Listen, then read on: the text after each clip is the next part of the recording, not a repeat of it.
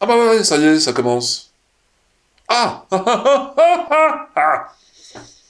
Alors justement, c'est ce que je disais au téléphone. Parce que j'appelais un numéro hein, composé de plusieurs chiffres. Et donc... Ah et donc, euh, et donc ce numéro me permettait une réflexion à différents niveaux, sur différents points. Et après ça, je me suis dit, c'est toujours la même chose, je me suis dit,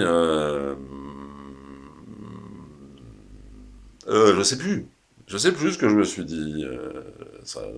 Je me suis dit qu'il était très difficile, parce que c'est pas mon boulot. Je me suis dit qu'il était très difficile. Je me suis dit qu'il était très difficile parce que c'est pas mon boulot. Je me suis dit qu'il était très difficile parce que c'est pas mon boulot. Je me suis dit qu'il était très difficile parce que ce n'est pas mon travail. Je suis en plein taf. C'est très difficile d'inventer, de créer l'interaction quand elle n'existe pas. Imaginez quelqu'un, tac, qui arrive sur un mode ludique, et qui commence, non pas à faire les demandes et les réponses, mais à interagir avec vous en tant qu'il s'entraîne lui-même dans une comédie, en vous ignorant totalement. Vous avez l'air d'une espèce de miroir narcissique, à la limite, obsédé par les questions philosophiques majeures de notre époque, sans pouvoir intervenir, sans pouvoir dire je suis d'accord, je ne suis pas d'accord. Alors évidemment, quand la pensée parle au nom de tout le monde et de personne, ça arrange tout le monde. Autant que personne finalement. Donc on s'y retrouve, il y a des équilibres. Sur cette question d'interaction, je vais parler dedans, c'est une simple remarque. Après, il faudrait voir dans un système général là où cette remarque serait la mieux placée pour avoir elle-même le plus de connexion ou non-connexion qu'on connaisse exactement les dispositions possibles, hein, tout simplement. Sur la peinture, il y a d'autres choses, parce que j'ai fait une conférence récemment, c'est autre chose que j'amenais, et en même temps, évidemment, comment ne pas créer autre chose que du consensus, dès lors qu'il y a des enjeux de pensée dans une pratique artistique. Alors c'est bon, quand j'ai appelé, c'était une voix électronique qui m'a répondu, qui m'a dit c'est impossible que vous payiez votre facture. Voilà, j'en ai pas trop dit, j'en ai pas trop dit. Hein. C'est pas une facture,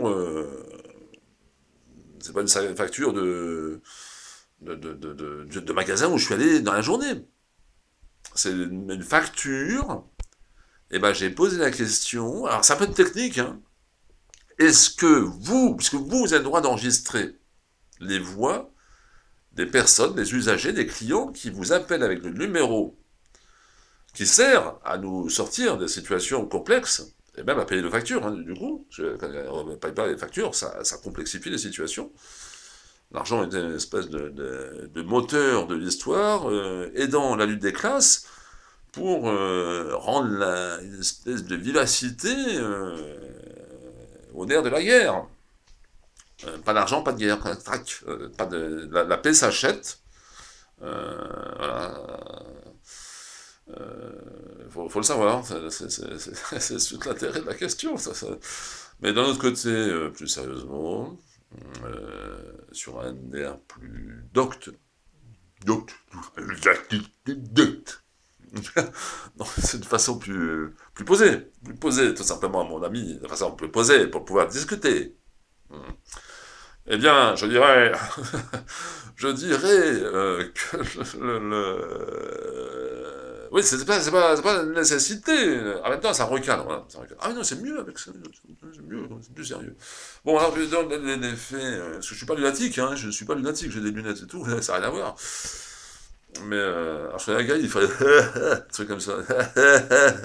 C'est bon, c'est des façons de s'exprimer hein, qu'il faut apprendre. Apprendre, non, on peut pas socialiser sans ça. Donc j'aurais dit à la fin de la discussion, il y avait quand même un échange, il fallait comprendre que quand l'un parle, l'autre ne peut pas parler déjà. Donc ça prend de l'espace, ça prend du temps. Au début, je disais l'autre, c'est du son, c'est de l'image, alors c'est aussi de l'espace-temps. Alors, dans une démocratie, est-ce qu'il faut, plus on est nombreux, plus il faut d'espace-temps, par exemple. sur la question de la ressemblance et de la caricature, c'est étonnant. Dès lors non pas qu'on cherche à contredire les opinions, mais qu'on se trouve, de par son propre travail, qui a tout ce qu'il y a de plus sérieux, qui est repris par la pratique et la réflexion, et qui se confronte à toutes les adversités des autres types d'écoles, des autres types d'expressions. Par exemple, résoudre la question des proportions.